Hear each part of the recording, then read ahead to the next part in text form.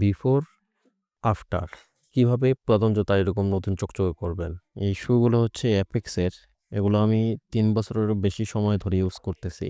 পরিষ্কার করার জন্য একটি টাওয়েল দিয়ে আপনারা ভিজা টাওয়েল দিয়ে একটু মুছে পরিষ্কার করে নেবেন। এই যে দেখেন পরিষ্কার করার পরে দেখেন যে আমার মতো যারা অলস থুকু, যারা পরিশ্রমী কিন্তু সময় পাচ্ছেন না, তারা এই পদ্ধতিটি অবলম্বন করতে পারেন।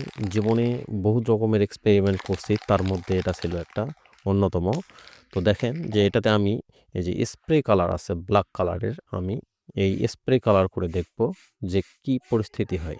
দেখেন যে আমি এটাতে স্প্রে করতেছি, এভাবে সুন্দরভাবে স্প্রে চারদিকে করতে থাকবেন। আসলে সময়ের অভাবে জুতো পালিশ করার সময় হয় না, তাই জুতোগুলো অনেক অপরিষ্কার ও কালার নষ্ট হয়ে গেছে। তো এরপরে দেখেন যে জুতোর মধ্যে আমি স্প্রে পেইন্ট করে চেষ্টা করতেছি যে কিভাবে এটাকে ভালো করা যায়। তো অনেকেই বিশ্বাস করবেন না যে স্প্রে পেইন্ট করার পরে জুতোগুলো একেবারে নতুনের মতো হয়ে যাচ্ছে।